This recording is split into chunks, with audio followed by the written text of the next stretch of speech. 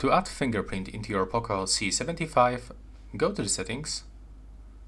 Right now, go below and start scrolling until you find fingerprints, face data and screen lock. Select fingerprint and lock. And now you will have to input your current screen lock. If you don't have one, then you will have to create it. And now, as you can see, the sensor is located on the right side. Just right here, it's actually synchronized with a power button.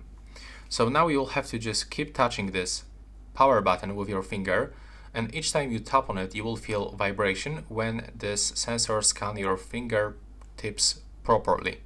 So just put your finger on it, then rise and put it again. And that's how we can actually do this. Take a look. There we go. Now, as you can see, it is finished. You can even set a name for this specific fingerprint. Click done, and you can also add another one if you want.